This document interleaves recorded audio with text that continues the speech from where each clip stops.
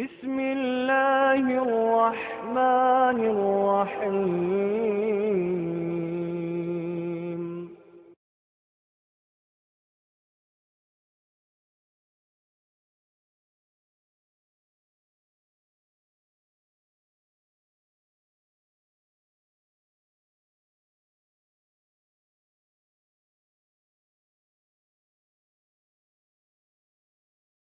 إن الحمد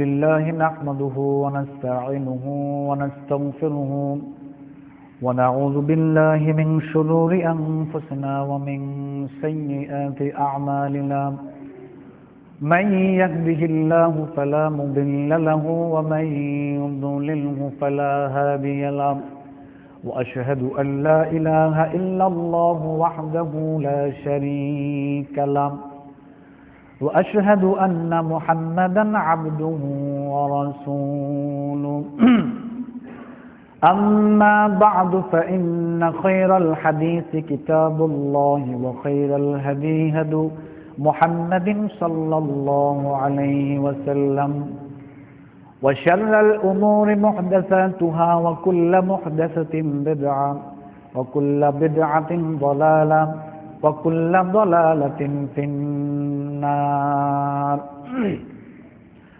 فأعوذ بالله من الشيطان الرجيم بسم الله الرحمن الرحيم فإما يأتينكم مني هدى فمن تبع هدايا فلا خوف عليهم ولا هم يحزنون وقال رسول الله صلى الله عليه وسلم القرآن حجة لك أو عليك أما بعد সম্মানিত উপস্থিতি, আমরা প্রথমেই সেই মহান আল্লাহ সুবহানাহু ওয়া তাআলার জন্য শুকরিয়া আদায় করছি, যেই মহান আল্লাহ সুবহানাহু ওয়া তাআলা আমাদেরকে প্রতি জুমার ন্যায় আজকেও জুমার সালাতে আসার তৌফিক দিয়েছেন। এজন্য সবাই করছি আলহামদুলিল্লাহ। দুরূদ এবং সালাম পেশ করছি বিশ্বনবী মুহাম্মদুর রাসূলুল্লাহ সাল্লাল্লাহু আলাইহি ওয়াসাল্লামের প্রতি। আজকে আমার খুতবার বিষয় হচ্ছে কোরআন নাজিলের উদ্দেশ্য। আল্লাহ সুবহানাহু ওয়া তাআলা পবিত্র কোরআনকে কেন নাজিল করেছেন, কি উদ্দেশ্যে কোরআন নাজিল করেছেন, এই ব্যাপারটা আজকে আমি আপনাদের সামনে তুলে ধরার চেষ্টা করব ইনশাআল্লাহ। দেখুন, রমজান মাস এটা অত্যন্ত গুরুত্ব সম্পূর্ণ, মর্যাদা সম্পন্ন একটি মাসের নাম হচ্ছে রমজান, যেটা এখন আমাদের মধ্য দিয়ে অতিবাহিত হচ্ছে। অথচ বাকি 11 মাসের মতোই রমজান একটি মাস ছিল। সময়গত দিক দিয়ে, দিনগত দিক দিয়ে সমস্ত কিছুই বাকি 11 মাসের মতোই রমজান মাস, কোনো পার্থক্য নাই। কিন্তু তারপরেও রমজান মাসের এত মর্যাদা কেন? বাকি 11 মাসের যতটুকু মর্যাদা, রমজান মাসের একাই আল্লাহ সুবহানাহু ওয়া তাআলার কাছে তার চেয়ে বেশি মর্যাদা কেন? সূরা বাকারার 185 নং আয়াতে আল্লাহ রাব্বুল আলামিন বলেছেন, শাহরু রমাদানাল্লাযী উনজিলা ফীহিল কুরআন ওয়া হুদাল লিন-নাস ওয়া বায়্যিনাতিন মিনাল হুদা ওয়াল ফুরকান। এই রমজান মাসে আল্লাহ সুবহানাহু ওয়া তাআলা পবিত্র কোরআন নাযিল করেছেন। রমজানের এত মর্যাদা হওয়ার কারণ হচ্ছে রমজানুল মুবারকে আল্লাহ সুবহানাহু ওয়া তাআলা পবিত্র কোরআন নাযিল করেছেন। আর এই কোরআন হচ্ছে মানুষের জন্য হেদায়াত, মানুষের জন্য গাইডলাইন, পথ নির্দেশক। এই কোরআনের মধ্যে আল্লাহ সুবহানাহু ওয়া তাআলা মানুষের জীবন ব্যবস্থাকে বর্ণনা করে দিয়েছেন। আর এই কোরআন হচ্ছে সত্য মিথ্যার পার্থক্যকারী। কোনটা ভুল, কোনটা সঠিক, কোনটা সত্য, কোনটা মিথ্যা, এটা কোরআন আপনাকে বলে দিবে। মানব জাতির জন্য এটা হচ্ছে গাইডলাইন, মানব জাতির জন্য এটা হচ্ছে দিক নির্দেশনা, মানব জাতির জন্য এটা হচ্ছে জীবন ব্যবস্থা। রমজান মাসে কোরআন নাযিল হওয়ার কারণে রমজান মাসের এতটুকু মর্যাদা। আবার রমজান মাসের অন্তর্গত লাইলাতুল কদর নামে একটা রাত্রি রয়েছে। ওই কদরের রাত্রিটা আবার গোটা রমজান মাসের যতটুকু মর্যাদা, কদরের রাত্রি একাই তার চেয়ে অনেক বেশি মর্যাদা। কেন? সূরা কদরের মধ্যে আল্লাহ রাব্বুল আলামিন বলেছেন, ইন্না আনজালনাহু ফি লাইলাতিল কদর ওয়া মা আদরাকা মা লাইলাতুল কদর লাইলাতুল কদরি খায়রুম মিন আলফি শাহর। দেখুন, রমজান মাসে আল্লাহ সুবহানাহু ওয়া তাআলা কোরআন নাযিল করেছেন, যার কারণে রমজানের এতটুকু মর্যাদা। আবার লাইলাতুল কদরে বিশেষভাবে আল্লাহ রাব্বুল আলামিন কোরআন নাযিল করার কারণে রমজানের চেয়ে অনেক বেশি মর্যাদা হলো লাইলাতুল কদরে। কেন? কদরের রাত্রিতে আল্লাহ সুবহানাহু ওয়া তাআলা কোরআন নাযিল করেছেন। তাহলে কথা দাঁড়ালো যেটা, সেটা হলো যে রমজান মাসে কোরআন নাযিল হওয়ার কারণে রমজানের এত মর্যাদা, আবার রমজানের অন্তর্গত লাইলাতুল কদর রাত্রিতে কোরআন নাযিল হওয়ার কারণে কদরের রাত্রি এত মর্যাদা। এখন প্রশ্ন হচ্ছে, আল্লাহ সুবহানাহু ওয়া তাআলা কোরআন নাযিল করলেন কেন? রমজান মাসে আল্লাহ সুবহানাহু ওয়া তাআলা কোরআনটা নাযিল করলেন কেন? উদ্দেশ্যটা কি? আজকে রমজান নিয়ে গোটা পৃথিবীতে আমাদের যে আয়োজন, লাইলাতুল কদর নিয়ে গোটা পৃথিবীতে আমাদের যে আয়োজন, কিন্তু লাইলাতুল কদরে এতটুকু মর্যাদা, রমজান মাসের এতটুকু মর্যাদা কার কারণে হলো? রমজান মাসে কোরআন নাযিল হওয়ার কারণে রমজানের এত মর্যাদা, লাইলাতুল কদরের এত মর্যাদা। এখন কোরআন নাযিল হয়েছে রমজান মাসে, যার কারণে রমজানের মর্যাদা, তার খবর কি? আমরা যে বরযাত্রী যাই না, মনে করেন 200 জন লোক একটা বরযাত্রীতে গেলেন, যাওয়ার পরে মেয়ের গার্জিয়ান আপনাদেরকে জিজ্ঞেস করলো বর কোথায়, আমরা জবাব দিলাম যে বর আসবে না, তাহলে কি আমাদেরকে খাবার দাবার দিবে? যদি বলি যে বর আসবে না, তাহলে গেট থেকেই বিদায়। কারণ ওই যাত্রাটার কেন্দ্র হচ্ছে বরকে করে, বরকে কেন্দ্র করেই ওই যাত্রাটার আয়োজন। বর হচ্ছে ওই যাত্রার মেন, যার জন্য নাম হয়েছে বরযাত্রী। তো রমজানের যে মর্যাদা, লাইলাতুল কদরের যে মর্যাদা, এটা তো কোরআনের কারণে, কোরআন রমজান মাসে নাযিল হওয়ার কারণে, লাইলাতুল কদরে কোরআন নাযিল হওয়ার কারণে আজকে রমজানের মর্যাদা, লাইলাতুল কদরের মর্যাদা। কিন্তু কোরআন কোথায়? কোরআনের খবর কি? আল্লাহ সুবহানাহু ওয়া তাআলা রমজান মাসে কোরআন নাযিল করেছেন। কেন নাযিল করেছেন? সূরা ইব্রাহিমের 1 নং আয়াত খোলেন, আল্লাহ সুবহানাহু ওয়া তাআলা বলেছেন, কিতাবুন আনজালনাহু ইলাইকা লিতুখরিজান নাসা মিনাজ যুলুমাতি ইলান নূর। মানব জাতিকে অন্ধকার সমাজ ব্যবস্থা থেকে বের করে, মানব জাতির জীবন ব্যবস্থা অন্ধকার থেকে বের করে আলোকিত জীবন ব্যবস্থার দিকে মানুষকে আলোর পথে নিয়ে যাওয়ার জন্য আল্লাহ সুবহানাহু ওয়া তাআলা পবিত্র কোরআন নাযিল করেছেন।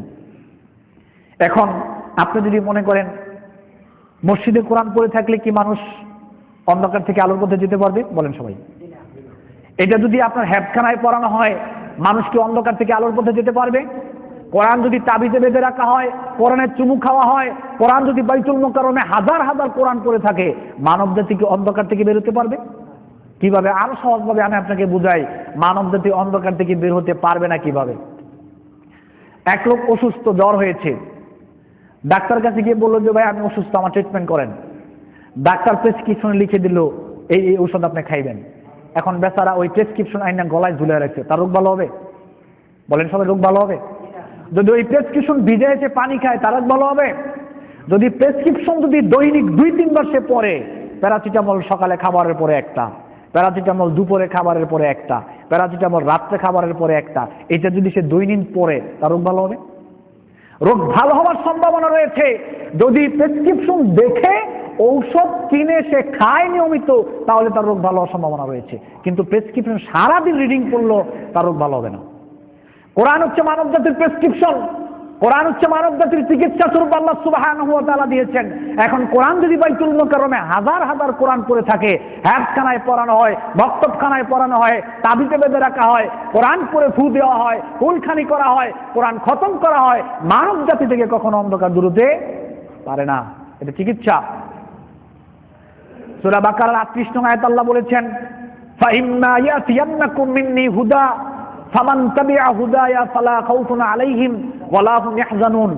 আপনি অন্ধকার থেকে কিভাবে বের হতে পারবেন? আপনার পরিবার কিভাবে অন্ধকার থেকে বের হতে পারবে? আপনার সমাজ কিভাবে অন্ধকার থেকে বের হতে পারবে? আপনার রাষ্ট্র কিভাবে অন্ধকার থেকে বের হতে পারবে? আল্লাহ রাব্বুল আলামিন পদ্ধতি শিখিয়ে দিয়েছেন। আদম এবং ইবলিসের মধ্যে যখন একটু সমস্যা তৈরি হয়ে গেল, আল্লাহ সুবহানাহু ওয়া তাআলা বললেন কুল্লাহবিতু মিনহা জামিআ, তোমরা এখান থেকে নেমে যাও, তোমাদেরকে দুনিয়াতে পাঠানো হবে। আদম টেনশনে পড়ে গেলেন যে ইবলিসের কারণে আমাকে জাহান্নাম থেকে বের হতে হয়েছে, জান্নাত থেকে বের হতে হয়েছে, সেই দিকে আবার আমার সাথে দুনিয়ায় যাবে, সেখানে গিয়ে তো আবার ঝামেলা তৈরি করবে। আদম টেনশনে পড়ে গেলেন। আল্লাহ বললেন না, টেনশন করার কোনো কারণ নাই, আমি তোমাদের নিকট একটা গাইডলাইন, একটা কিতাব প্রেরণ করব। আমাদের সময় কিতাব হচ্ছে আল কোরআন। আল্লাহ রাব্বুল আলামিন বলেছেন আমি তোমাদেরকে একটা গাইডলাইন দিব, পথ নির্দেশনা দিব, একটা জীবন ব্যবস্থা দিব। ওই আলোকে যদি তোমরা চলতে পারো, ওই জীবন ব্যবস্থায় যদি তোমরা চলতে পারো, ফালা খাউফুন আলাইহিম ওয়ালা হুম ইয়াহজানুন, ব্যক্তিগত জীবনে যদি কেউ কোরআন মেনে চলতে পারে, ব্যক্তিগত জীবনে অশান্তি থাকবে না। ব্যক্তিগত জীবনে কোরআন মেনে চললে অশান্তি থাকবে না, অন্ধকার থাকবে না। পারিবারিক জীবনে কোরআন মেনে চলতে পারলে পারিবারিক জীবনে অন্ধকার থাকবে না, অশান্তি থাকবে না। সামাজিক জীবনে কোরআন মেনে চলতে পারলে সামাজিক জীবনে অশান্তি থাকবে না, অন্ধকার থাকবে না। রাষ্ট্রীয় জীবনে কোরআন মেনে চলতে পারলে অন্ধকার থাকবে না, অশান্তি থাকবে না। আল্লাহ সুবহানাহু ওয়া তাআলা বলেছেন ফালা খাউফুন আলাইহিম ওয়ালা হুম ইয়াহজানুন, তোমাদের কোনো দুঃখ থাকবে না, টেনশনও থাকবে না, কষ্টও থাকবে না, যদি কোরআনকে তোমরা জীবনের গাইডলাইন স্বরূপ মেনে নিতে পারো। কোরআন নাজিল হয়েছে কেন? মসজিদে পড়ে থাকার জন্য কোরআন আসে নাই, হেফজখানায় পড়ানোর জন্য কোরআন আসে নাই, রমজানে কোরআন খতম করার জন্য কোরআন আসে নাই। কোরআন এসেছে মানব জাতির গাইডলাইন, মানব জাতির জীবন ব্যবস্থা। আপনি কিভাবে চলাফেরা করবেন, কিভাবে গেলে আপনি জান্নাত পেতে পারেন, এই দিক নির্দেশনা কোরআন দেওয়ার জন্যই আল্লাহ রাব্বুল আলামিন পৃথিবীতে কোরআন নাজিল করেছেন। কিন্তু আজকে আমাদের সমাজের অবস্থা হচ্ছে, রমজানকে নিয়ে আমাদের যে আয়োজন, লাইলাতুল কদর নিয়ে আমাদের যে আয়োজন, কোরআনকে নিয়ে আমাদের সে আয়োজন কোনো মসজিদে খেয়াল করা যাচ্ছে না। পারিবারিক জীবন, সামাজিক জীবন, রাষ্ট্রীয় জীবন, কোথাও কোরআনকে নিয়ে আয়োজন খেয়াল করা যাচ্ছে না। একজন খ্রিস্টান পাদ্রী বলেছিলেন তোমরা যদি মুসলিমদেরকে ধ্বংস করতে চাও তাহলে তাদের কোরআনকে ধ্বংস করে দাও, যদি তাদের কোরআনকে ধ্বংস করতে না পারো তাহলে তাদের কাছ থেকে কোরআনের ভালোবাসাটা কেড়ে নাও। ভালোবাসা কেড়ে নেওয়া মানে কোরআন পড়ে থাকবে, কোরআন কেউ পড়বে না, কোরআন সবাই দেখবে, কোরআন কেউ পড়বে না, এটাকে মূল্যায়ন করবে না, এর প্রতি মানুষের ভালোবাসা থাকবে না। তাদের কাছ থেকে কোরআনের ভালোবাসা কেড়ে নাও। আমাদের কাছ থেকে কোরআনের ভালোবাসা কেড়ে নেওয়া হয়েছে কিভাবে? ইহুদির বাচ্চারা চিন্তা করলো মুসলিমদেরকে ডাইরেক্ট ধ্বংস করা সম্ভব নয়, আবার তাদের ডাইরেক্ট তাদের কোরআনও ধ্বংস করা সম্ভব নয়, তাহলে কোরআনের ভালোবাসা কেড়ে নেওয়া যায় কিভাবে? এই চিন্তা ভাবনা করে তারা দেখলো মুসলিম সন্তান কোরআন শিখে কোথায়। গবেষণা করে দেখলো যে মুসলমান সন্তান তারা জন্মের পরেই 6-7 বছর বয়সেই মক্তবের মাধ্যমে তারা কোরআনের সাথে তাদের একটা ভালোবাসা গড়ে ওঠে। এখন তারা বললো যে মক্তব বন্ধ করা যাবে না, কারণ মক্তব বন্ধ করতে গেলে মুসলিম সমাজ মানবে না। তারা বললো তোমরা মক্তব চালাও, আমরা তোমাদের সাথে রয়েছি, সার্বিক যা সহযোগিতা রয়েছে আমরা তোমাদেরকে করব, তারপরও মক্তব বন্ধ করা যাবে না, মক্তব চালাও। এদিক দিয়ে একদিকে তারা বললো আমরা মক্তবের পক্ষে, আরেকদিকে তারা চালু করলো সকালবেলায় কিন্ডারগার্টেন, সকাল 7টায় দিল আপনার বাংলা মিডিয়ামের স্কুলের সময়, সকাল 7টায় দিল ইংলিশ মিডিয়ামের সময়, সকাল 7টায় দিল কিন্ডারগার্টেনের সময়। এরা বলতে হলো না মক্তব বন্ধ করার জন্য, কিন্ডারগার্টেন সকাল 7টায় চালু হয়েছে, মক্তব অটোমেটিক বাংলার জমিন থেকে বিদায় নিয়েছে। এখন ছেলেরা আর কোরআন পড়ে না, কারণ সে তো বাংলা পড়েই তো সময় পায় না, ইংলিশ পড়ে সময় পায় না, গণিত পড়ে সময় পায় না, কম্পিউটার পড়ে সময় পায় না, বিজ্ঞান পড়ে সময় পায় না। আপনার সন্তান সকাল 7টায় কোরআন পড়ার সময়টা কোথায়? সূরা ফুরকানের 30 নং আয়াতে আল্লাহ রাব্বুল আলামিন বলেছেন ওয়াকালা রাসূল ইয়া রাব্বি ইন্না কওমি ইত্তাখাযু হাযাল কুরআনা মাহজুরা। সেদিন রাসূল আল্লাহ সুবহানাহু ওয়া তাআলার কাছে কমপ্লেইন করবে তারা কোরআনের সাথে এমন আচরণ করেছিল, কোরআনকে তারা অপরিচিত মনে করেছিল, অপরিচিত ন্যায় তারা কোরআনের সাথে ব্যবহার করেছে, দুর্ব্যবহার করেছে, কোরআনকে তুচ্ছ তাচ্ছিল্যের চোখে কোরআনে উপহাস করেছে। আল্লাহ রাব্বুল আলামিনের কাছে নবী সেদিন কমপ্লেইন করবে আমাদের ব্যাপারে। রমজানকে নিয়ে আয়োজন করলে কোরআনের কমপ্লেইন থেকে বাঁচা যাবে না, লাইলাতুল কদরকে নিয়ে আয়োজন করলে কোরআনের কমপ্লেইন থেকে বাঁচা যাবে না। যতক্ষণ পর্যন্ত কোরআনকে নিয়ে আপনি আয়োজন না করতে পারবেন ততক্ষণ পর্যন্ত কোরআনের কমপ্লেইন থেকে আপনি বাঁচতে পারবেন না। সূরা জাসিয়ার 34 নং আয়াতে আল্লাহ রাব্বুল আলামিন বলেছেন ওয়াকিলাল ইয়াওমা নানসাকুম কামা নাসিতুম লিকা রাব্বিকুম ইয়াউমিকুম হাযা লিকা ইয়াউমিকুম হাযা ওয়া মাওয়াকুমুন নার ওয়া মা লাকুম মিন নাসিরিন। আল্লাহ রাব্বুল আলামিন বলেন, এই দুনিয়াতে যারা কোরআনকে ভুলে যাবে, কোরআনকে যারা মূল্যায়ন করবে না, কোরআনের সাথে অপরিচিতদের আচরণ করবে, আল্লাহ রাব্বুল আলামিন পরকালে হাসরের মাঠে আপনাকে ভুলে যাবে। আল্লাহ বলবেন, তুমি দুনিয়ায় থাকতে আজকে আমার সাথে সাক্ষাৎ করার কথা তুমি যেমনি ভাবে ভুলে গিয়েছিলে, আজকে আমি আল্লাহ সুবহানাহু ওয়া তাআলা তোমাকে তেমনি ভুলে গেলাম। তোমার থাকার জায়গা জাহান্নাম, তোমার জন্য কোনো সাহায্যকারী নাই। কোরআনের সাথে যদি আমাদের এই আচরণ হয়, তাহলে পরকালে আল্লাহ সুবহানাহু ওয়া তাআলাও আমাদের সাথে এই আচরণ করবেন। দুনিয়াতে আমি আর আপনি কোরআনকে যেমনি ভাবে ভুলে গিয়েছিলাম, পরকালে আল্লাহ সুবহানাহু ওয়া তাআলা আমাকে আর আপনি তেমনি ভাবে ভুলে যাবে। এজন্য রমজান মাসে কোরআন আল্লাহ সুবহানাহু ওয়া তাআলা নাযিল করেছেন। কি উদ্দেশ্য নাযিল করেছেন একটু খেয়াল করেন। কোরআনের সাথে আমাদের আচরণ কি হবে, কোরআন আপনাকে আমাকে কি বলতে এসেছে আপনি একটু খেয়াল করেন। সূরা আল ইমরানের 102 নং আয়াতে আল্লাহ সুবহানাহু ওয়া তাআলা বলেছেন, কোরআন আপনাকে লক্ষ্য করে কি বলছে খেয়াল করেন। আল্লাহ রাব্বুল আলামিন বলেছেন, ইয়া আইয়ুহাল্লাযীনা আমানু ইত্তাকুল্লাহ হাক্কা তুকাতিহি ওয়া লা তামুতুন্না ইল্লা ওয়া আনতুম মুসলিমুন। আল্লাহ রাব্বুল আলামিন বললেন, হে ঈমানদার সমাজ, তোমরা আল্লাহ সুবহানাহু ওয়া তাআলাকে ভয় করার মতো ভয় করো, আর মুসলিম না হয়ে তোমরা মৃত্যুবরণ করো না। মুসলিম না হয়ে তোমরা মৃত্যুবরণ করো না। সূরা আত-তাহরিমের 6 নং আয়াতে আল্লাহ সুবহানাহু ওয়া তাআলা বলেছেন, ইয়া আইয়ুহাল্লাযীনা আমানু কু আনফুসাকুম ওয়া আহলিকুম নারা। কোরআন আপনাকে কি বলছে খেয়াল করেন। কোরআন আমাদেরকে লক্ষ্য করে কোরআন কি বলছে খেয়াল করেন। কোরআন এসে বলল, হে ঈমানদার সমাজ, তোমরা নিজেরা জাহান্নামের আগুন থেকে বাঁচার চেষ্টা করো এবং পরিবারের লোকদেরকে জাহান্নামের আগুন থেকে বাঁচানোর চেষ্টা করো। কথা হচ্ছে মসজিদে মনে হয়। বাচ্চারা তোমরা কথা বলবে না। কোরআন আমাদেরকে দিক নির্দেশনা দিচ্ছে জাহান্নাম থেকে বাঁচার জন্য। কোরআন আমাদেরকে দিক নির্দেশনা দিচ্ছে পরিবারের লোকদেরকে জাহান্নামের আগুন থেকে বাঁচানোর জন্য। কোরআন এসে আমাদেরকে দিক নির্দেশনা দিয়ে বলছেন, সূরা তাহার 132 নং আয়াত আল্লাহ সুবহানাহু ওয়া তাআলা বলেছেন, ওয়ামুর আহলাকা বিস-সালাতি ওয়াসতাবির আলাইহা। জাহান্নাম থেকে আপনাকে আমাকে কিভাবে বাঁচানো যায়, জাহান্নাম থেকে আমরা কিভাবে বাঁচতে পারি, কোরআন দিক নির্দেশনা দিচ্ছে। কোরআন বলছে, তোমরা নিজেরা সালাত আদায় করো এবং পরিবারের লোকদেরকে তোমরা সালাতের কথা বলো। পরিবারের লোকদেরকে সালাত আদায়ের কথা বলো, আর তোমরা সালাত আদায়ে অবিচল থাকো। রাসূল সাল্লাল্লাহু আলাইহি ওয়াসাল্লাম বলেছেন, আবু দাউদ শরীফের কিতাবুস সালাত এসেছে, আল্লাহর নবী বলেছেন, মুরু আওলাদাকুম বিস-সালাতি ওয়া হুম আবনা 7 সিনিন ওয়াদরিবুহুম আলাইহা ওয়া হুম আবনা 10 সিনিন। সন্তানদের যখন 7 বছর বয়স হবে তাদেরকে সালাতের কথা বলতেই হবে। সন্তানের যখন 10 বছর বয়স হবে সালাত আদায় না করলে তাদেরকে আঘাত করতে হবে। এগুলো কোরআনের শিক্ষা। রমজান নিয়ে আমাদের যে আয়োজন, লাইলাতুল কদর নিয়ে আমাদের যে আয়োজন, রমজানে কোরআন নাজিল হয়েছে, কোরআনের আয়োজনের কথা শুনুন। কোরআন আপনাকে বলেছে 5 ওয়াক্ত সালাত আদায় করতে, কোরআন আপনাকে বলেছে আপনার পরিবারকে সালাতের কথা বলতে, কোরআন আপনাকে দিক নির্দেশনা দিচ্ছে জাহান্নামের আগুন থেকে নিচে বাঁচার চেষ্টা করতে, পরিবারের লোকদেরকে জাহান্নামের আগুন থেকে বাঁচানোর চেষ্টা করতে। সূরা আনকাবুতের 45 নং আয়াতে আল্লাহ বলেছেন, আকিমিস সালাতা ইন্নাস সালাতা তানহা আনিল ফাহশাই ওয়াল মুনকার। সালাত কায়েম করো। নিশ্চয়ই যদি কেউ সালাত আদায় করে সুন্দরভাবে, তাহলে সালাত আদায়ের মাধ্যমে তার থেকে অশ্লীলতা, বেহায়াপনা, তার থেকে মন্দ কাজগুলো দূরীভূত হয়ে যাবে। সিয়াম পালন করার মাধ্যমে আপনাকে মজবুত, সংযমী, তাকওয়াবান করে গড়ে তোলা হচ্ছে। সালাত আদায়ের মাধ্যমে আপনাকে যাবতীয় অন্যায়, ফায়সা কাজ রয়েছে, মন্দ কাজ রয়েছে, ওই সালাত আপনাকে সেখান থেকে বিরত রাখার চেষ্টা করছে। কিন্তু আপনি তো সালাতকে মূল্যায়ন করছেন না। কোরআন আমাদেরকে জাহান্নাম থেকে বাঁচানোর জন্য আসছে। কোরআন আমাদেরকে কিভাবে অন্ধকার সমাজ থেকে আলোকিত জীবন ব্যবস্থায় গড়ে তোলা যায় এই দিক নির্দেশনা কোরআন দিচ্ছে। কোরআন এসে আমাদেরকে বলছে, সূরা আহজাবের 59 নং আয়াত আল্লাহ রাব্বুল আলামিন বলেছেন, ইয়া আইয়ুহান নাবিয়্যু কুল্লি আজওয়াজিকা ওয়া বানাতিকা ওয়া নিসাইল মুমিনিনা ইউদনিনা মিন জালাবিবিহিন্না।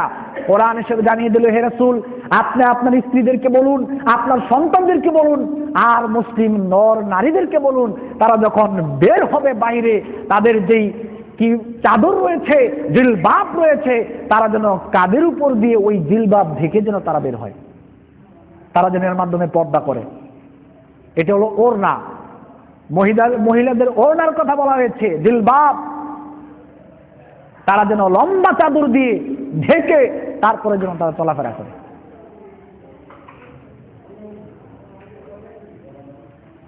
আমাদের সমাজকে পরিবর্তন, পরিবারকে, রাষ্ট্রকে আলোকিত করার জন্য, সমাজ ব্যবস্থাকে আলোকিত করার জন্য কোরআন এসে জানিয়ে দিল সূরা আহজাবের 32 নং আয়াতের মাধ্যমে, ওয়াকারনা ফি বুয়ুতিকুন্না ওয়ালা তাবাররাজনা তাবাররুজাল জাহিলিয়াতিল উলা।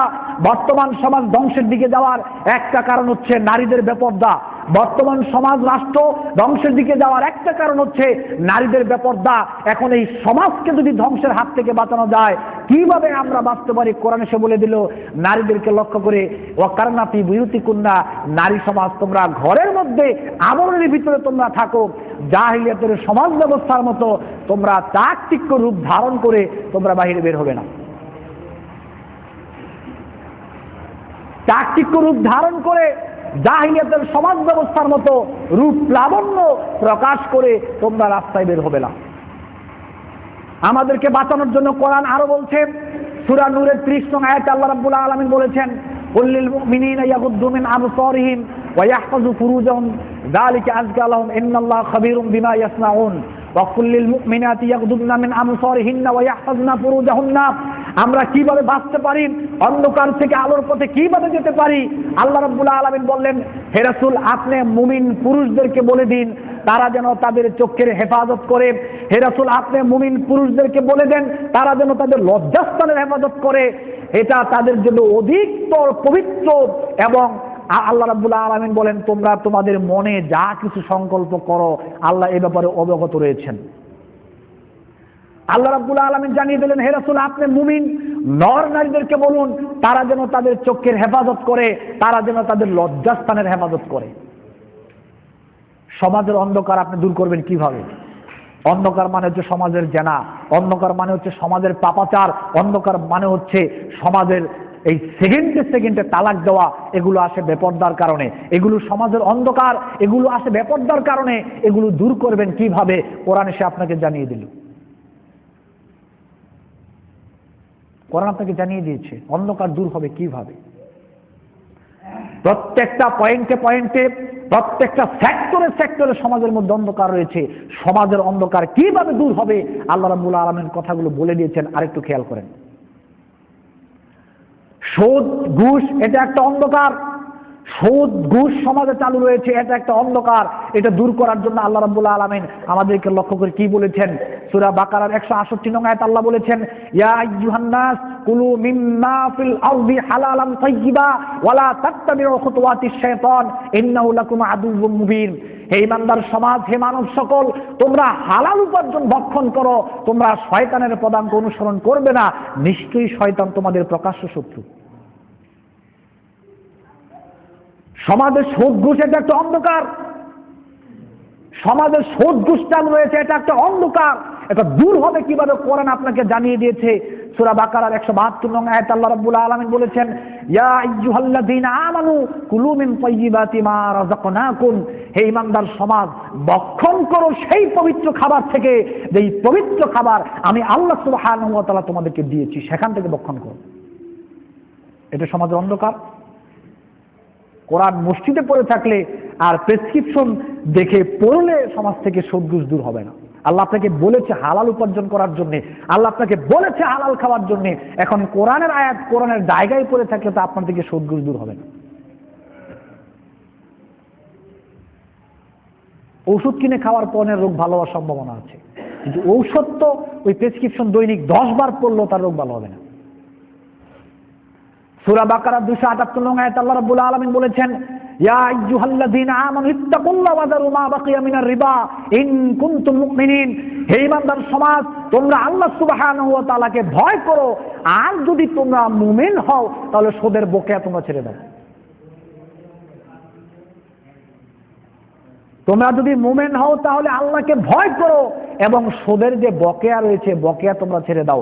1450 বছর পূর্বে কোরআনের আয়াত পড়ে আছে, আমাদের খবর কোথায়?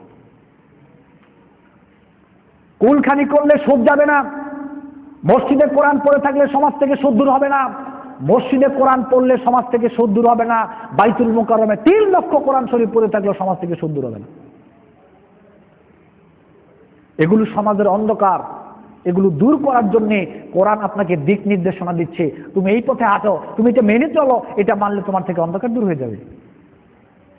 রমজান নিয়ে আমাদের এত আয়োজন, লাইলাতুল কদর নিয়ে আমাদের এত আয়োজন, কিন্তু যার কারণে রমজানের এত মর্যাদা, যার কারণে লাইলাতুল কদরের এত মর্যাদা, সেই কোরআন নিয়ে আয়োজন গেল কোথায়? কোরআনের আয়োজন আমি আপনাদেরকে বলছি। পরিবারকে যদি আলোকিত পথে নিয়ে যেতে চান, সমাজকে যদি আলোকিত পথে নিয়ে যেতে চান, রাষ্ট্রকে যদি আলোকিত পথে নিয়ে যেতে চান, অন্ধকার থেকে বের করে আল্লাহ সুবহানাহু ওয়া তাআলা দিক নির্দেশনা দিচ্ছেন।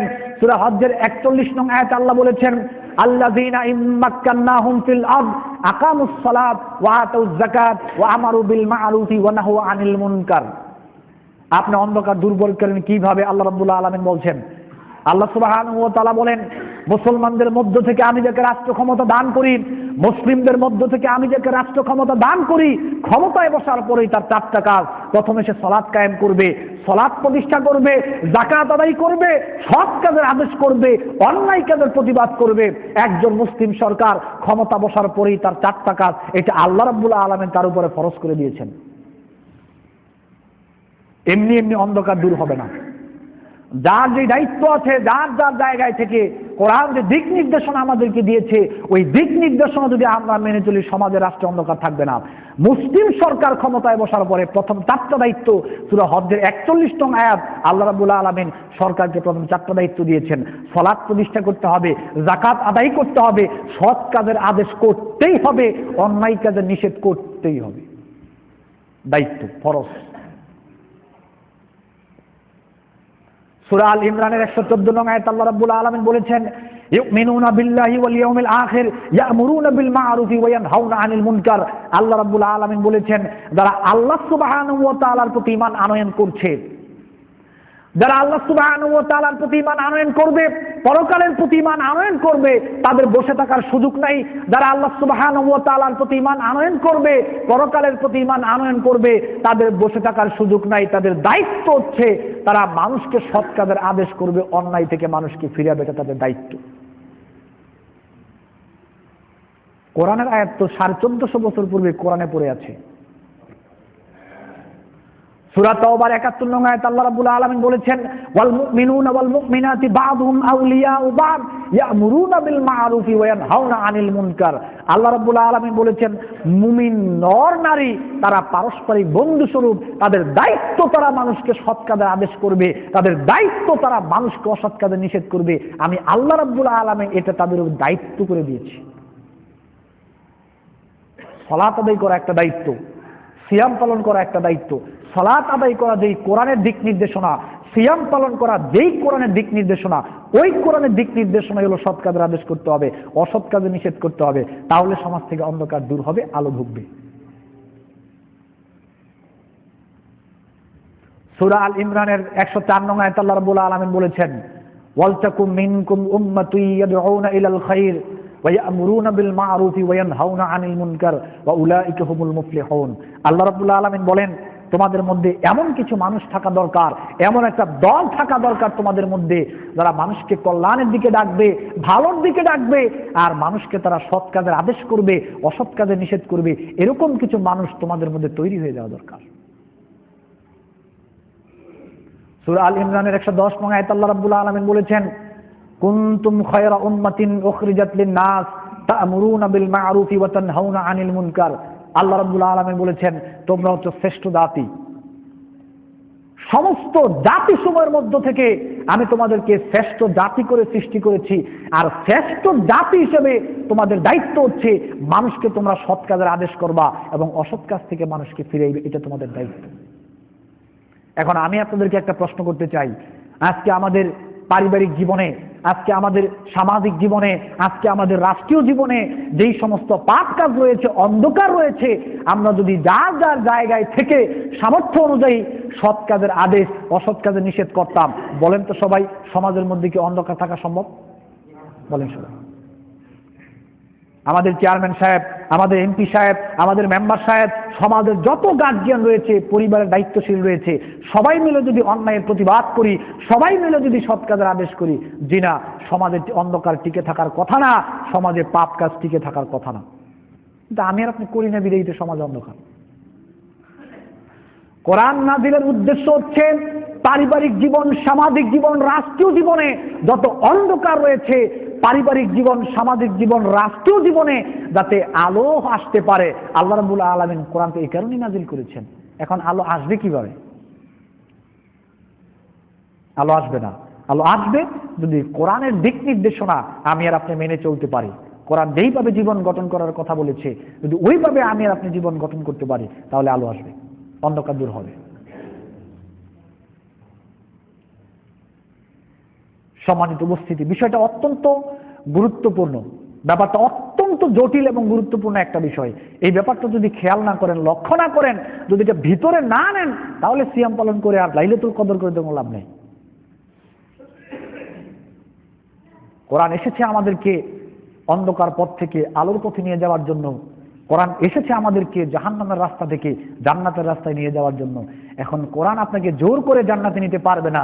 যদি কোরআনের দিক নির্দেশনা মতো আপনি না চলেন, তাহলে কোরআন এসে আপনাকে বলবেন, হেই বেটা আমার মানুষ না কেন? এটা কোরআন এসে বলবে না।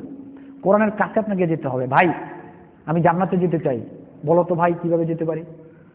আপনি কোরআনকে বলেন যে কোরআন আমি জান্নাতে যেতে চাই, আমার জীবনটা পরিবর্তন করতে চাই, আমি সুন্দর চরিত্রের অধিকারী হতে চাই। আচ্ছা বলো তো কোরআন, আমি কিভাবে চললে আমি জান্নাতে যাব? আমি কিভাবে চললে আমার চরিত্র সুন্দর হবে? আমি কিভাবে চললে আমি ভালো মানুষ হবো? আপনি কোরআনকে প্রশ্ন করেন, কোরআন অটোমেটিক আপনাকে জবাব দেবে, যে কোনো সেক্টরে। কারণ কোরআনের কাছে আপনাকে যেতে হবে।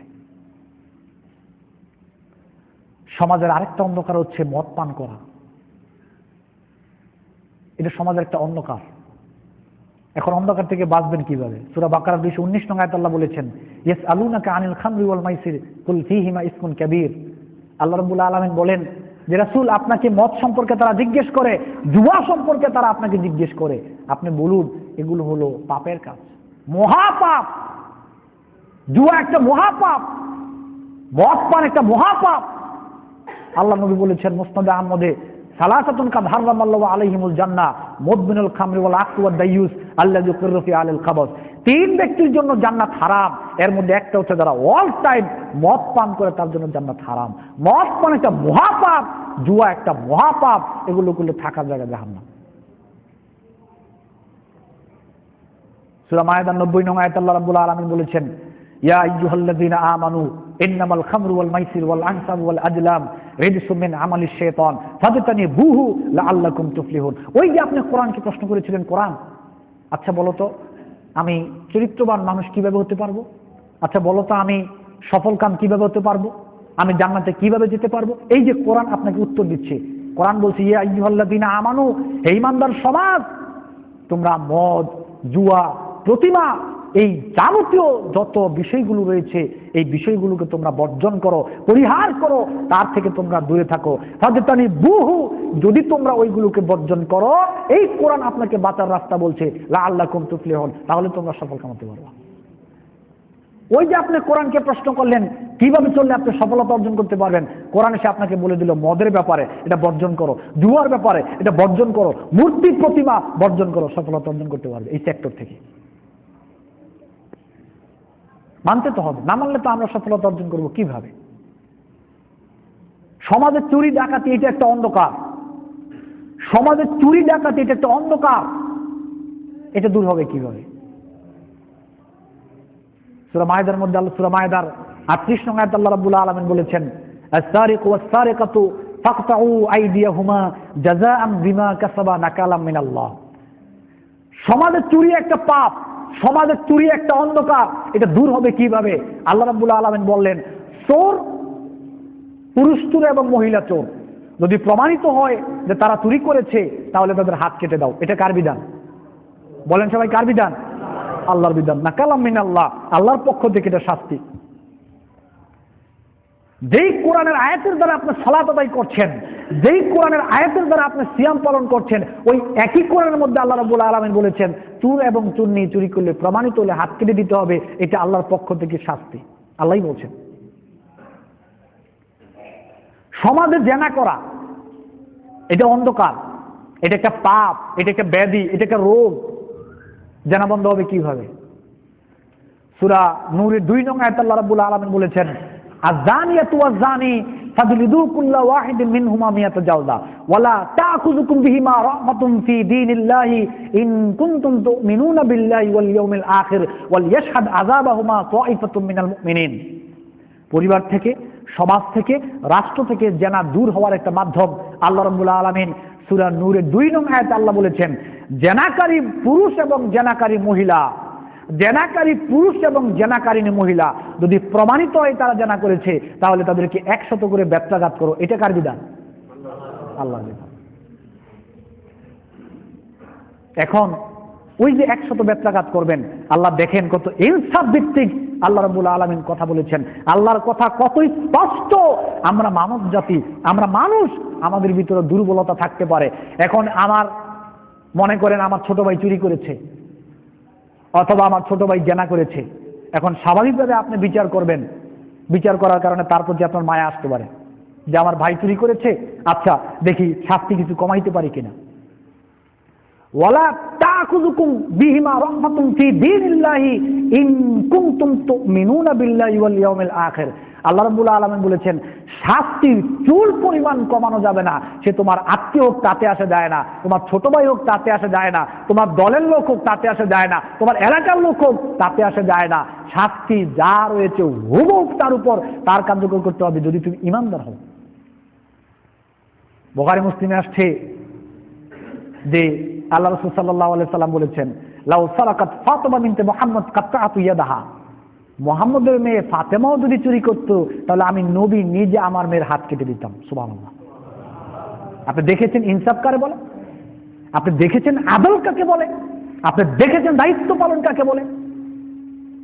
নিজের মেয়ে, নবী বলছে নিজের মেয়ে যদি ফাতেমা চুরি করে, আমি নবী আমার মেয়ের হাত কেটে ফেলব। এর নাম হচ্ছে ইনসাফ, এর নাম হচ্ছে আল্লাহর বিধানের উপর আমল করা। সূরা বাকারার 178 নং আয়াতে আল্লাহ রাব্বুল আলামিন বলেছেন, ইয়া আইয়ুহাল্লাযীনা আমানু কুতিবা আলাইকুমুল কিসাসু বিল কাতলা আল হুররু বিল হুররি ওয়াল আবদু বিল আবদি ওয়াল উনসা বিল উনসা। সমাজের মধ্যে এখন যেই হারে খুন বেড়েছে, হত্যা বেড়েছে, এটা বন্ধের রাস্তা কি? আল্লাহ রাব্বুল আলামিন সমাজ থেকে, রাষ্ট্র থেকে অন্ধকার দূর করার জন্য আল্লাহ পদ্ধতি বলে দিলেন। আল্লাহ রাব্বুল আলামিন বললেন, হে ঈমানদার সমাজ, তোমাদের উপরে কিসাসের বিধানকে ফরজ করে দেওয়া হয়েছে। হত্যার বদল হত্যা, হত্যার বদল হত্যা, হত্যার বদল হত্যা। একটা পুরুষ যদি আরেকটা পুরুষকে হত্যা করে, তাকে হত্যা করে ফেলতে হবে। পুরুষের বিনিময়ে পুরুষ, নারীর বিনিময়ে নারী, দাসের বিনিময়ে দাস, স্বাধীন পুরুষের বিনিময়ে স্বাধীন, স্বাধীন পুরুষের বিনিময়ে স্বাধীন পুরুষ, স্বাধীন নারীর বিনিময়ে স্বাধীন নারী, একজনের বিনিময়ে আরেকজনকে হত্যা করতে হবে। এটা কার বিধান? হত্যার বদলে হত্যা, পুরুষের বিনিময়ে পুরুষ, দাসের বিনিময়ে দাস, নারীর বিনিময়ে নারী, স্বাধীন পুরুষের বিনিময়ে স্বাধীন পুরুষ, স্বাধীন নারীর বিনিময়ে স্বাধীন নারী হত্যা করে ফেলতে হবে। সূরা বাকারার 178 নং আয়াত। এখন আমি আর আপনি তো এগুলোকে বর্বর মনে করি। সমাজের মানুষ এত মূর্খ, এত জাহেল আমরা, যেই কোরআনের বিধান দিয়ে নামাজ পড়ছি, যেই কোরআনের বিধান দিয়ে সিয়াম পালন করছি, সালাত আদায় করছি, যাকাত দিচ্ছি, হজ করছি, সেই কোরআনের মধ্যেই যখন এই কথাগুলো আসছে, ওই কথাগুলো বলা হয় ওইগুলো নাকি বর্বর আইন। নাউযুবিল্লাহি মিন যালিক। বর্বর না ভাই, এগুলো বর্বর না, এগুলো জুলুমও না। এগুলো দেওয়া হয়েছে আমাদেরকে বাঁচানোর জন্য, আপনার সম্পদের নিরাপত্তা দেওয়ার জন্য, আপনার জীবনের নিরাপত্তা দেওয়ার জন্য, আপনার ওয়াইফ, আপনার মেয়ে, তাদের নিরাপত্তা দেওয়ার জন্য আল্লাহ রাব্বুল আলামিন এই বিধানগুলো দিয়েছে। এগুলো বর্বর নয় কিভাবে? আপনি একটা উদাহরণ খেয়াল করেন, এগুলো বর্বর নয়। এগুলো আমাদের জন্য আল্লাহ সুবহানাহু ওয়া তাআলা দিয়েছেন। একটু খেয়াল করেন, আপনার বাড়ির দরজায় প্রতিদিন একটা কুকুর আপনাকে বিরক্ত করে, প্রতিদিন। এখন কুকুরকে আপনি তাড়াইবেন কিভাবে? কুকুর তাড়ানোর জন্য আপনি হাতে একটা লাঠি নিলেন, নিয়ে কুকুরকে আপনি বাড়ি মারলেন অথবা এইভাবে একটা ভাব দেখাইলেন। ভাব দেখানোর পরেও যদি কুকুর না যায়, তাহলে আপনি কুকুরকে একটা বাড়ি মারলেন, কুকুর চলে গেল। যাবে কিনা? যাবে কিনা? যাবে। এখন দ্বিতীয় দিন কুকুরটা আবার আসার চেষ্টা করবে। দ্বিতীয় দিন কিন্তু আপনার কুকুরকে বাড়ি দিতে হবে না, আপনি দরজার সামনে লাঠি নিয়ে এভাবে দাঁড়িয়ে থাকেন, 3 হাত দূর থেকে কুকুর দেখে দৌড় মারবে। মারবে কিনা? মারবে কিনা? তাহলে দ্বিতীয় দিনকে কুকুরকে মারতে হইল, দ্বিতীয় দিন কুকুরকে মারতে হয়েছে। তাহলে আপনি কি এটা কি বলবেন যে এটা কুকুরের জন্য বড় বড় আইন, প্রত্যেক দিনই কুকুরকে মারে? না, কুকুর তাড়ানোর জন্য এটা একটা পদ্ধতি অবলম্বন করলাম। মূলত কুকুরকে মারাটা টার্গেট না, কুকুরকে তাড়ানোটা টার্গেট। যে ব্যক্তি জেনা করে তাকে মারা টার্গেট নয়, যে ব্যক্তি চুরি করে তার হাত কাটা টার্গেট নয়, যে ব্যক্তি খুন করে তাকে মারা টার্গেট নয়। সমাজ থেকে খুন, সমাজ থেকে জেনা, সমাজ থেকে চুরি বন্ধ করার জন্য এটা একটা পদ্ধতি। আপনি জানিয়ে দেন গোটা রাষ্ট্রকে মিডিয়ার মাধ্যমে, যদি চুরি করে হাত কেটে ফেলা হবে, খুন করলে খুনের বদলা খুন, জেনা করলে 100 ব্যত্রাঘাত করা হবে। করতে হবে না, আপনি জানিয়ে দেন। যদি করা আপনি না করলে যদি জেনা বন্ধ না হয়, তাহলে একটা করেন আর গোটা জাতিকে জানিয়ে দেন। দেখবেন যার মাথায় জেনার চিন্তা চলে যাবে, চোরের মাথা থেকে চুরির চিন্তা চলে যাবে, খুনির মাথা থেকে খুনির চিন্তা চলে যাবে। যাবে কিনা? প্রতিদিন হাত কাটতে হবে না, প্রতিদিন ব্যত্রাঘাত করতে হবে না, প্রতিদিন হত্যা করতে হবে না। এটা আল্লাহ রাব্বুল আলামিন দিয়েছেন আমাদের ভয়ের জন্য, যাতে আমরা এইটাকে ভয় করে ওই কাজগুলো থেকে দূরে থাকি। আইনগুলো বর্বর নয়, এটা কোরআনের আইন। যদি এগুলোকে বর্বর মনে করেন তাহলে ঈমান টিকবে না।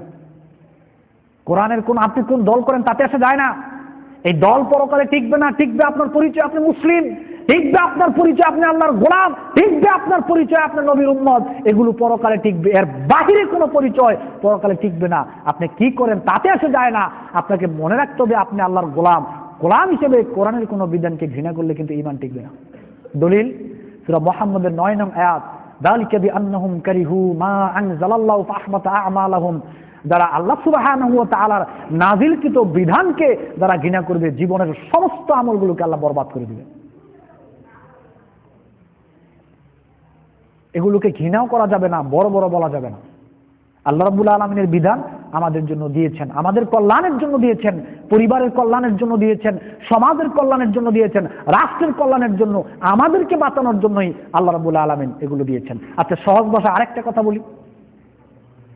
আমি যদি আপনাকে প্রশ্ন করি, আপনার এক ভাইকে আরেকজন লোক মেরে ফেলল, খেয়াল করেন কথা, আপনার আপন ভাইকে একজন গুলি করে মেরে ফেলল। এখন আমি আপনাকে জিজ্ঞেস করলাম, ভাই আপনার ভাইকে যে একজন গুলি করে মেরে ফেললো, আপনার কেমন লাগতেছে, বা তাকে পাইলে আপনি কি করবেন? আপনার জবাব কি দিবেন?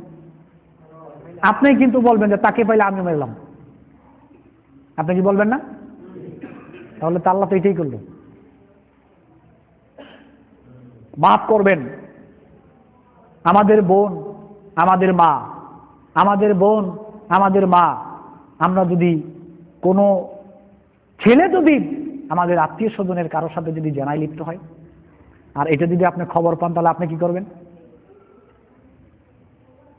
আপনি বলেন, আরো সহজে বুঝাই।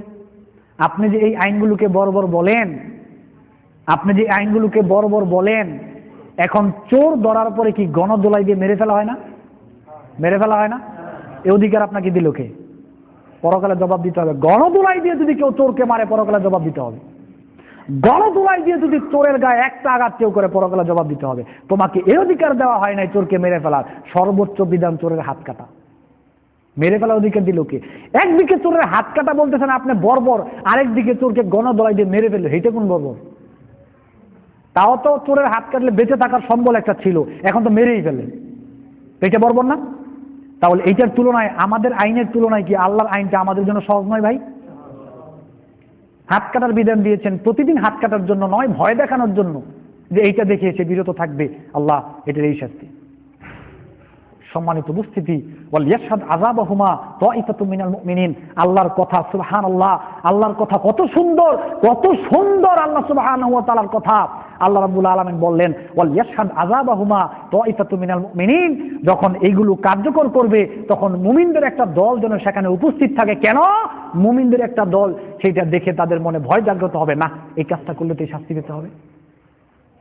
কত সুন্দর পদ্ধতি আল্লাহ সুবহানাহু ওয়া তাআলা আমাদের জন্য দিয়েছেন। কোরআন নাজিল হয়েছে কোরআনে চুমু খাওয়ার জন্য নয়, কোরআন নাজিল হয়েছে এটা কুলখানিতে খতম করার জন্য নয়, কোরআন নাজিল হয়েছে রমজানের তারাবির সালাতে খতম করার জন্য নয়, কোরআন নাজিল হয়েছে হায়াতখানায় পড়ানোর জন্য নয়, কোরআন নাজিল হয়েছে জীবনের প্রত্যেকটা ক্ষেত্রে কোরআন আপনাকে যেভাবে চলতে বলেছে ওইভাবে চলার জন্য কোরআন নাজিল হয়েছে। এখন যার কিছু টাকা আছে, দেখা যায় গরিব মানুষের প্রতি জুলুম করে। যার একটু ক্ষমতা আছে, সাধারণ মানুষের প্রতি জুলুম করে, মনে হয় যে সেই জন্য কি হয়ে গিয়েছে। কোরআন এসে এই সামাজিক যেই ব্যাধি, সামাজিক অন্ধকার, সামাজিক পাপাচার, কোরআন এসে আপনাকে জানিয়ে দিল জুলুম করা হারাম, এটা হারাম। সহিহ বুখারী মুসলিমে আল্লাহর নবী বলছেন, ইত্তাকুজ যুলমা ফাইন্না যুলমা যুলুমাতুন ইয়াউমাল কিয়ামা। মানুষের প্রতি জুলুম করা থেকে বিরত থাকো, মানুষের প্রতি জুলুম করা থেকে বিরত থাকো। তোমার টাকা আছে তাতে আসা যায় না, তোমার অনেক ক্ষমতা তাতেও আসা যায় না, তারপরে তুমি তোমার নিজের কারণে জুলুম থেকে বিরত থাকো। কেন? এই জুলুমটা এই পরকালে অন্ধকার রূপে তোমার সামনে উপস্থিত হবে। বুখারী শরীফ আরেকটা হাদিস আছে, আল্লাহর নবী বলছেন, ইন্নাল্লাহা লা ইউমলি লিয-যালিমি। জালেম ছোট হোক আর বড় হোক, আল্লাহ নবী বুখারী শরীফে আসছে, আল্লাহ নবী বলছেন যে জালিমকে আল্লাহ রাব্বুল আলামিন অবকাশ দিয়ে থাকেন। ফাইজা আখাযাহু, যখন জালিমকে আল্লাহ রাব্বুল আলামিন ধরেন, লাম ইউফলিতহু, আর জালিমকে আল্লাহ ছাড়েন না। জালিমকে অবকাশ দেন, যখন আল্লাহ ধরেন তখন আর জালিমকে আল্লাহ রাব্বুল আলামিন ছাড়েন না। আপনার অনেক ক্ষমতা আছে, ভালো কথা, কিন্তু জুলুমটা হারাম। জুলুম থেকে আপনি বিরত থাকবেন কেন? একটা উদাহরণ খেয়াল করেন। আপনার ক্ষমতা অনেক বা আপনার টাকা পয়সা অনেক, ক্ষমতার দাপটে, টাকার গরমে আপনি রিকশাওয়ালাকে অন্যায়ভাবে থাপ্পড় মারলেন। এই যে আপনি রিকশাওয়ালাকে অন্যায়ভাবে থাপ্পড় মারলেন, থাপ্পড় মারার পরে আপনি মদিনা চলে যাবেন। খেয়াল করেন, রিকশাওয়ালাকে ক্ষমতার দাপটে, টাকার গরমে আপনি রিকশাওয়ালাকে অন্যায়ভাবে থাপ্পড় মারছেন। থাপ্পড় মারার পরের দিন আপনি মক্কায় চলে যান। থাপ্পড় মারার পর থেকে আপনি তাহাজ্জুদের নামাজ শুরু করুন। মৃত্যুর আগ পর্যন্ত আপনি তাহাজ্জুদের সালাত আদায় করবেন। মৃত্যুর আগ পর্যন্ত আপনি মক্কা মদিনার খেদমত করে সেখানে সেজদা অবস্থায় আপনার মৃত্যু হবে। তারপরও রিকশাওয়ালাকে যে থাপ্পড় আপনি মারলেন, ওই থাপ্পড়ের গুনাহ ক্ষমা হবে না যে পর্যন্ত আপনাকে রিকশাওয়ালা ক্ষমা না করবে। বুঝেছেন জুলুম কি জিনিস? আরো সহজে বুঝাবো জুলুম কি জিনিস। তাহলে কোরআন তো কোরআনের জায়গায় পড়ে আছে। এই যে দেখুন, দরিদ্র মানুষদেরকে কিভাবে আল্লাহ সম্মান দিয়েছেন, নিরীহ মানুষদেরকে আল্লাহ কিভাবে সম্মান দিয়েছেন। ওই রিকশাওয়ালা ক্ষমা না করলে একটা থাপ্পড় দিয়েছেন শুধুমাত্র আপনি, এই থাপ্পড় ক্ষমা, মক্কার ইবাদত ক্ষমা করাইতে পারবে না, তাহাজ্জুদের সালাতে থাপ্পড়ের অপরাধ ক্ষমা করাইতে পারবে না। এখন আপনি ভেবে দেখুন, ক্ষমতার দাপটে, টাকার গরমে আপনি জীবনে কারোর প্রতি জুলুম করেছেন কিনা। যদি করে থাকুন, খুঁজে বের করুন তাকে, তার প্রতি, তার কাছ থেকে আপনি ক্ষমা নিয়ে আসুন। নিতেই হবে। আল্লাহ দলিল নেন, বুখারী মুসলিমের দলিল নেই। আল্লাহ নবী বলছেন, মান কানাত ইনদাহু মাজলিমাতুন লি আখিহি মিন ইরদিহি আও মিন শাইইন ফালইয়াতাহাল্লালু মিনহু আল-ইয়াওমা ক্বাবলা আন লা ইয়াকুনা দীনান ওয়ালা দিরহামুন। বাঁচার রাস্তা যদি তার কাছ থেকে দুনিয়ায় ক্ষমা না নেন, পরকালের অবস্থা খেয়াল করেন। আল্লাহ নবী বলেছেন, সামান্য পরিমাণ জুলুম যদি কারো প্রতি করে থাকো, সামান্য পরিমাণ জুলুমও যদি কার প্রতি করে থাকো, তাহলে সেই দিন আসার পূর্বেই তুমি তার কাছ থেকে জুলুমের ক্ষমা নিয়ে নাও, তার কাছ থেকে ক্ষমা নিয়ে নাও। কেন? যেই দিন তোমার কাছ থেকে কোনো টাকা পয়সা, ক্ষমতা, দেখেন আল্লাহ নবী কত সুন্দর কথা বলেছেন। টাকা পয়সার কারণ, টাকা পয়সার কারণেই তো মানুষের শরীর একটু গরম হয়। আল্লাহ নবী বলছেন, যেই দিন তোমার কাছে কোনো টাকা পয়সা থাকবে না, যেই দিন তোমার জন্য কোনো সাহায্যকারী থাকবে না, যেই দিন তোমার কোনো ক্ষমতা দেওয়ার দুনিয়াতে তোমাকে শেল্টার দিতে পারে, পরকালে তোমাকে শেল্টার দিবে না, ওই দিন আসার পূর্বে তুমি যার প্রতি জুলুম করেছো তার কাছে ক্ষমা নিতে হবে।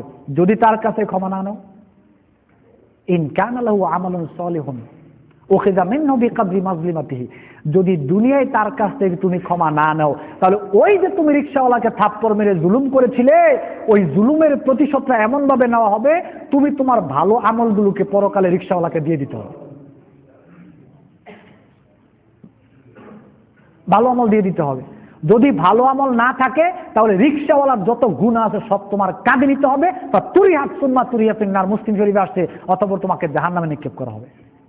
দুনিয়াতে তুমি ক্ষমা না নিলেও পরকালের ফয়সালা আল্লাহ করবেনই। দুনিয়াতে জুলুমের ক্ষমা না নিলেও পরকালে আল্লাহ রাব্বুল আলামিন এর ফয়সালা করবেন। ফয়সালার পদ্ধতি দুইটা, এক হলো আপনার ভালো আমল তাকে দিয়ে দিতে হবে, ভালো আমল না থাকলে তার সমস্ত গুনাহ আপনাকে, আপনার কাঁধে নিয়ে আপনাকে জাহান্নামে দিতে হবে। এই হলো জুলুম। একটা উদাহরণ দিলাম, এটা আলোচনা ব্যাপক একটা আলোচনা, সুযোগ হলে সামনে ইনশাআল্লাহ আবার জুলুম নিয়ে ব্যাপকভাবে একটা আলোচনা করব ইনশাআল্লাহ। আজকে শুধু একটা উদাহরণ দিয়ে গেলাম। সমাজ থেকে জুলুম বন্ধ করতে হলে কি সুন্দর ইসলাম আমাদেরকে দিক নির্দেশনা দিয়ে দিল। ইসলামটা মানে কি? ইসলামের জায়গায় ইসলাম পড়ে আছে। কোরআনের জায়গায় কোরআন পড়া, হাদিসের জায়গায় হাদিস পড়া। 1450 বছর পূর্বে আল্লাহ নবী কথা বলেছেন, হাদিসের জায়গায় হাদিস পড়া আমরা তো মানি না। এগুলো সমাজের অন্ধকার, এগুলো সমাজের ব্যাধি, এগুলো সমাজের রোগ, এগুলো সমাজের ফিতনা। আল্লাহ রাব্বুল আলামিন আমাদের বুঝার তৌফিক দান করুন, আমরা বলি আমিন। এরপরে কোরআন আপনাকে বাঁচানোর সর্বশেষ একটা রাস্তার কথা বলে শেষ করে দেই। কোরআন আপনাকে আরেকটা রাস্তা দিয়েছে, মূল আপনি কিভাবে চলবেন। সূরা আল ইমরানের 31 নং আয়াতে আল্লাহ রাব্বুল আলামিন বলেছেন, কুল ইন কুনতুম তুহিব্বুনাল্লাহ ফাত্তাবিউনি ইউহিব্বুকুমুল্লাহ। আল্লাহ রাব্বুল আলামিন বলেছেন, তোমরা যদি আল্লাহর ভালোবাসা পেতে চাও তাহলে নবীর আনুগত্য করো। যদি আল্লাহর ভালোবাসা পেতে চাও তাহলে রাসূলের আনুগত্য করো, রাসূলের দেখানো পথে তোমরা চলো। আল্লাহর ভালোবাসা পেতে চাইলে রাসূলের আনুগত্য করো, রাসূলের দেখানো জীবন ব্যবস্থায় চলাচল করো, রাসূলের দেখানো পদ্ধতিতে জীবন গঠন করো, তাহলে আল্লাহ রাব্বুল আলামিন তোমাদেরকে ভালোবাসবেন, তোমাদেরকে ক্ষমা করে দিবেন, এবং আরদুহাস সামাওয়াতু ওয়াল আরদ, আসমান এবং জমিনের সমান জান্নাত আল্লাহ রাব্বুল আলামিন তোমাদেরকে দিয়ে দিবেন। কিভাবে? যদি নবীর দেখানো পদ্ধতিতে জীবন গঠন করেন, নবীর দেখানো পদ্ধতিতে যদি জীবন চলেন, নবীর দেখানো পদ্ধতিতে যদি জীবনের প্রত্যেকটা ক্ষেত্রে যদি নবীর দেখানো পদ্ধতিতে চলাফেরা করতে পারেন, তাহলে জান্নাতে যাওয়া যাবে। বুখারী শরীফে আল্লাহ নবী বলছেন, কুল্লু উম্মতি ইয়াদখুলুনাল জান্নাহ ইল্লা মান আবা, কিলা ওয়া মান ইয়াবা ইয়া রাসূলুল্লাহ, ক্বালা মান আতানি দাখালাল জান্নাহ ওয়া মান আসানি ফাকাদ আবা। আল্লাহ রাসূল সাল্লাল্লাহু আলাইহি ওয়াসাল্লাম বলেছেন, সমস্ত উম্মত জান্নাতে যাবে, তবে তা যাবে না যারা জান্নাতে যেতে অস্বীকার করেছে, অবাধ্য হয়েছে। সাহাবায়ে কেরাম জিজ্ঞেস করলো, কারা তারা? আল্লাহ নবী বললেন, যে ব্যক্তি জীবনের প্রত্যেকটা ক্ষেত্রে আমি নবীর দেখানো পদ্ধতিতে চলবে, যে ব্যক্তি জীবনের প্রত্যেকটা জায়গায় আমি নবীর দেখানো পদ্ধতিতে জীবন গঠন করবে, তার থাকার জায়গা জান্নাত। আর যে ব্যক্তি আমার দেখানো পদ্ধতিতে জীবন গঠন করবে না, তার থাকার জায়গা জাহান্নাম। নবীর আনুগত্য করতে হবে জীবনের প্রত্যেকটা ক্ষেত্রে। দুই একটা ক্ষেত্রে নবীর আনুগত্য করলে চলবে না। জীবনের প্রত্যেকটা ক্ষেত্রে সহিহ হাদিস মেনে চলার চেষ্টা করতে হবে। পৃথিবীতে এমন কোন সেক্টর নাই, এমন কোন জায়গা নাই যেখানে আপনি সহিহ হাদিস মেনে চলতে পারবেন না। সহিহ হাদিস সব জায়গায় মেনে চলতে হবে। সহিহ হাদিস বাদ দিয়ে জীবনের প্রত্যেকটা ক্ষেত্রে এমন কোন সেক্টর নাই যেখানে কোরআন এবং সহিহ হাদিস বাদ দিয়ে আপনি চলতে পারবেন। চলতেই হবে, চলতেই হবে। যতটা জায়গায় কোরআন এবং সহিহ হাদিস অ্যাভয়েড করবেন, কোরআন এবং সহিহ হাদিস মানবেন না, জবাব দিতে হবে। সূরা হাশরের 7 নং আয়াতে আল্লাহ রাব্বুল আলামিন বলেছেন, মা আতাকুমুর রাসূল ফাখুযুহু ওয়া মা নাহাকুম আনহু ফান্তাহু। আল্লাহ নবী তোমাদেরকে যা কিছু করতে বলে তা তোমরা করো, আল্লাহ নবী তোমাদেরকে যা কিছু ছাড়তে বলে তার থেকে তোমরা দূরে থাকো। এখন আপনি ভেবে দেখুন, আমরা কয়টা করতে পেরেছি আর কয়টা ছাড়তে পেরেছি। কোরআন নাজিলের উদ্দেশ্য হচ্ছে দুইটা জিনিস। কোরআন এসে আপনাকে বলে দিল একটা করার জন্য, কোরআন এসে আপনাকে বলে দিল একটা ছাড়ার জন্য। এটাই হলো কোরআন নাজিলের মূল উদ্দেশ্য। আপনি একটা করবেন আর একটা ছাড়বেন। কোরআন বলবে এই দিকে যাওয়ার জন্য, আপনি ওই দিকে যাবেন। কোরআন বলবে ওই দিকে যাওয়া যাবে না, আপনি ওই দিকে যেতেই পারবেন না, ওই দিক থেকে ফিরে ওই দিকে যেতে হবে। এর জন্য কোরআন এসেছে। এখন ভেবে দেখার একটু দরকার আমাদের যে আমরা কয়টা কোরআন এবং সহিহ হাদিসের বিধান মানতে পেরেছি, আর কোরআন এবং কয়টা নিষিদ্ধ বিষয় আমরা ছাড়তে পেরেছি। আমাদেরকে রমজান মাসে এরকম একটা শিক্ষা আমাদেরকে নেওয়া দরকার। বুখারী মুসলিমে আল্লাহ নবী বলছেন, আল কোরআনু হুজ্জাতুন লাকা আও আলাইক। কোরআন হচ্ছে তোমার পক্ষে দলিল, কোরআন হচ্ছে তোমার বিপক্ষে দলিল। যদি কোরআন দিয়ে জীবন গঠন করতে পারো, ব্যক্তিগত জীবন যদি কোরআন দিয়ে সাজাতে পারো, তাহলে কোরআন তোমাকে সুপারিশ করে জান্নাতে নিয়ে যাবে। সামাজিক জীবন যদি কোরআন দিয়ে সাজাতে পারো, পারিবারিক জীবন দিয়ে যদি কোরআন দিয়ে সাজাতে পারো, তোমার অর্থনীতি যদি কোরআন দিয়ে সাজাতে পারো, তোমার সমাজনীতি যদি কোরআন দিয়ে সাজাতে পারো, তোমার সংস্কৃতি যদি কোরআন দিয়ে সাজাতে পারো, তোমার রাষ্ট্রীয় নীতি যদি কোরআন দিয়ে সাজাতে পারো, তাহলে কোরআন সুপারিশ করে জান্নাতে নিয়ে যাবে। আর যদি ব্যক্তিগত জীবন কোরআন দিয়ে না সাজাও, পারিবারিক জীবন কোরআন দিয়ে না সাজাও, সামাজিক জীবন কোরআন দিয়ে না সাজাও, রাষ্ট্রীয় জীবন কোরআন দিয়ে না সাজাও, অর্থনীতি কোরআন দিয়ে না সাজাও, সমাজনীতি কোরআন দিয়ে না সাজাও, সংস্কৃতি কোরআন দিয়ে না সাজাও, কোরআন তোমাকে সুপারিশ করে জাহান্নামে নিয়ে যাবে। আল্লাহ নবী বলছেন, বাইহাকী শরীফে আসছে, আল কোরআনু ইয়াশফাআনি লিল আবদি ইয়াউমাল কিয়ামা। কিয়ামতের মাঠে কোরআন আপনার পক্ষে সুপারিশ করে আপনাকে জান্নাতে নিয়ে যাবে। সুবহানাল্লাহি ওয়া বিহামদিহি। তাহলে কোরআনের সুপারিশ কি ভাই আমরা চাই না? তো কোরআনের সুপারিশ যদি আমরা চাই, তাহলে রমজান মাসে কোরআন নাজিল হওয়ার টার্গেট হচ্ছে, ফাইম্মা ইয়াতিয়ান্নাকুম মিন্নি হুদা ফামান তাবিআ হুদায়া ফালা খাউফুন আলাইহিম ওয়ালা হুম ইয়াহজানুন। জান্নাতে যদি আমরা যেতে চাই, কোরআনের সুপারিশ যদি আমরা চাই, তাহলে জীবনের প্রত্যেকটা ক্ষেত্রে কোরআন এবং সহিহ হাদিসের বিধান আমাদেরকে মেনে চলার চেষ্টা করতে হবে। কিছু কিছু ক্ষেত্রে যদি কোরআন এবং সহিহ হাদিস মানি, আর কিছু কিছু ক্ষেত্রে যদি কোরআন এবং সহিহ হাদিস না মানি, তাহলে কিন্তু জান্নাত পাওয়া যাবে না। জান্নাত পেতে হলে কোরআনের সুপারিশের মাধ্যমে জান্নাতে যে চাইবেন, কোরআন এবং সহিহ হাদিস জীবনের প্রত্যেকটা ক্ষেত্রে মেনে চলার চেষ্টা করতে হবে। এটা হচ্ছে রমজানের মূল শিক্ষা, এটা হচ্ছে রমজানের মূল শিক্ষা। আল্লাহ সুবহানাহু ওয়া তাআলা আমাদের সবাইকে তৌফিক দান করুন, আমরা বলি আমিন। তো আজকে যে কথাগুলো হয়েছে আর কথা বাড়ালাম না। তো রমজানের শেষ পর্যায়ে, হয়তো আর বেশি দিন নাই, তো রমজান মাস আমাদের কাছ থেকে বিদায় নিচ্ছে।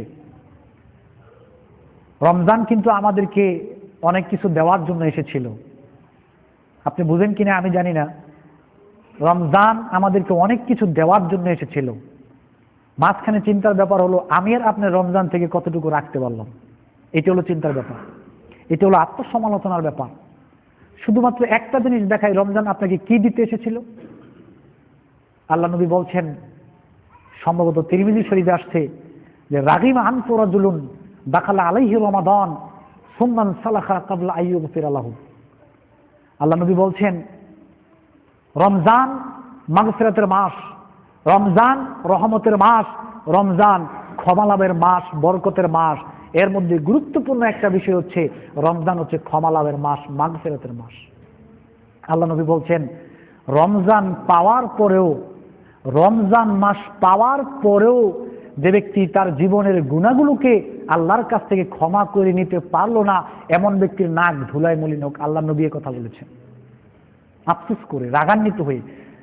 যেটা কি হয় নাকি? রমজান মাস পাওয়ার পরে কেউ তার জীবনের গুনাহ ক্ষমা করাইতে পারলো না, এটা কি হয় নাকি?